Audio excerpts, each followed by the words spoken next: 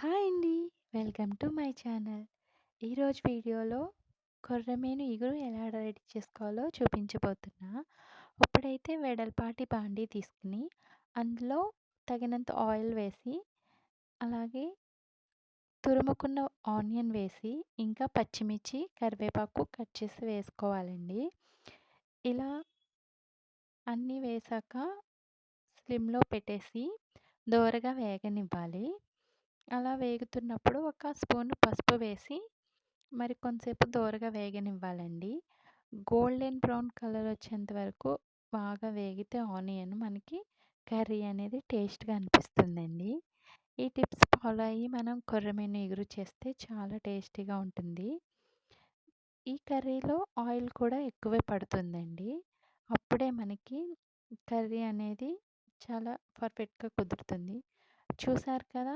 ఇలా ఆనియన్ బాగా వేగాక కొర్రమీను ముక్కలు శుభ్రం చేసుకున్నవి వేసి ఒక్కదాని పక్క ఒకటి వేయాలండి. ఎందుకంటే ఈ ఫిష్ కర్రీస్ ఒకదాని మీద ఒకటి వేస్తే మనకి తీసేటప్పుడు ముక్కలు విరిగిపోతూ ఉంటాయి. ఇలా పెద్ద వెడల్పాటి గిన్నె పెట్టుకుంటే మాత్రం మనకి ముక్కలు ఒకదాని మీద ఒకటి పడకుండా పక్క పక్క నుండి మనకి మంచిగా కర్రీ అనేది ఉంటుందండి. మీరు కూడా ఇలా పెద్ద గిన్నెలో ట్రై చేయండి ఫిష్ కర్రీకి.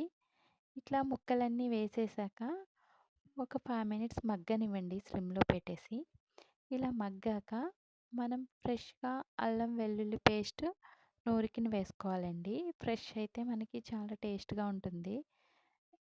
ఆఫ్‌కోర్స్ నిల్వ ఉండేది కూడా వేసుకోవచ్చు. ప్రాబ్లమ్ లేదు. కానీ ఫ్రెష్‌గా వేసుకుంటేనే మనకి ఫిష్ కర్రీ మంచి టేస్ట్ అయితే వస్తుందండి. ఇట్లా బాగా మగ్గాక అల్లం వెల్లుల్లి పేస్ట్ వేసిన తర్వాత ఒక 10 మినిట్స్ ఇలా మగ్గనివ్వాలండి ఆయిల్ పైకి తేలేంత వరకు. తర్వాత ఇందులోనే ఇంట్లో రెడీ చేసుకున్న ధనియా, లవంగాలు, ఇంకా జీలకర్ర, చెక్క పౌడర్ మిక్సీ పట్టుకున్నది వేసుకోవాలండి. ఇలా వేశాక ఒక గ్లాస్ వాటర్ పోసి మంట మీడియం ఫ్లేమ్‌లో పెట్టి మగ్గనివ్వాలి. ఇలా ఉడకనిచ్చాక బాగా మూత పెట్టేసి ఉడకనిస్తూ ఉండాలండి. మధ్య మధ్యలో చెక్ చేసుకుంటే మనకి కర్రీ అనేది కింద అడుగు పెట్టకుండా మనం చూసుకోవచ్చు. ఇట్లా ఉడుకుతున్నప్పుడు ఈ గిన్నెని ఒకసారి పైకి లేపి ఇట్లా రౌండ్‌గా తిప్పుకుంటే మనకి కర్రీస్ ముక్కలనేవి అడుగు పట్టవండి. ఇలా ఉడుకుతున్నప్పుడు బాగా ఉడికాక అల్లం వెల్లుల్లి పేస్ట్ వేసి, అలాగే మసాలా పౌడర్ వేసి ఉడికాక కారం అయితే తగినంత వేసుకోవాలండి. ఇలాంటి నాన్ వెజ్ కర్రీస్‌కైతే కారం ఎక్కువగానే పడుతుంది.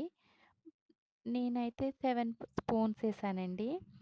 మీరు కారం ఎక్కువ తినని వాళ్ళైతే తక్కువగా వేసుకోవచ్చు. ఇలాంటి నీచు స్మెల్ రాకుండా ఉండాలంటే మనం కారం అనేది ఎక్కువే వేసుకోవాలండి. అలాగే ఆయిల్ కూడా ఎక్కువేస్తే కారం అనేది ఘాటుగా అనిపించదు. సాల్ట్ కూడా తగినంత సాల్ట్ వేసుకొని తగినన్ని వాటర్ పోసుకొని వాటర్ కూడా ఎక్కువే వేయాలండి. ఎందుకంటే ఈ ఫిష్ అనేది స్మెల్ బాగా వస్తదండి.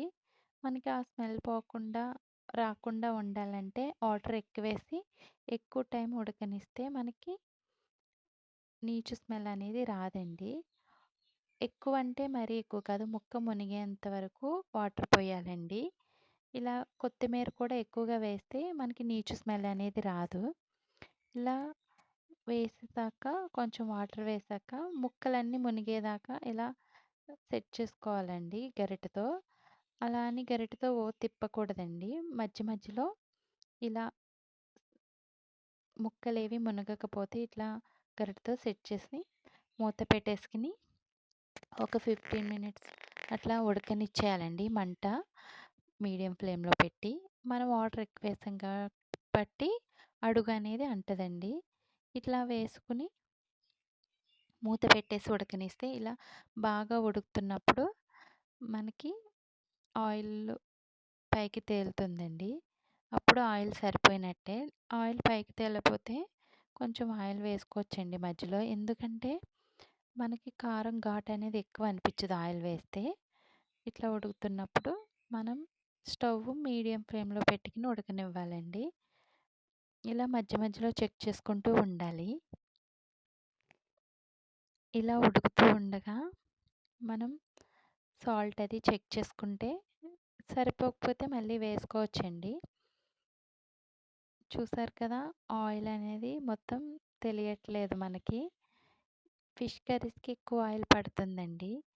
అందుకే ఆయిల్ ఎక్కువేసుకోవాలి. అప్పుడు కారం ఘాటుగా అనిపించదు. మనకి కర్రీస్ కూడా టేస్ట్‌గా అనిపిస్తుందండి. మధ్య మధ్యలో కొత్తిమీర వేస్తాను. ఎందుకంటే స్మెల్ అనేది రాకుండా ఉంటుందండి కర్రీస్ తినేటప్పుడు. ఫిష్ కర్రీస్‌కి అయితే కొత్తిమీర, కరివేపాకు ఎక్కువే పడుతుందండి. ఇలా ఆయిల్ తేరేంత వరకు మనం మంట స్లిమ్‌లో పెట్టుకొని ఉడకబెట్టాలండి. ఇలా పూర్తిగా స్టవ్ ఆఫ్ చేసుకొని సర్వ్ చేసుకొని తినేయడమే. ఈ కర్రీ అయితే చాలా బావుంటదండి. ఈ స్టైల్‌లో ఒకసారి ట్రై చేయండి. మీకు కూడా నచ్చుతుంది. కొర్రమీను ఇగురంటే అసలు మర్చిపోలేమండి. అంత టేస్ట్‌గా ఉంటుంది. మీకు ఈ వీడియో నచ్చితే గనక వీడియోని లైక్ చేయండి, షేర్ చేయండి, సబ్స్క్రైబ్ చేసుకోండి. Thank you for watching. నచ్చితే ఈ రెసిపీ మీరు కూడా తప్పకుండా ట్రై చేయండి.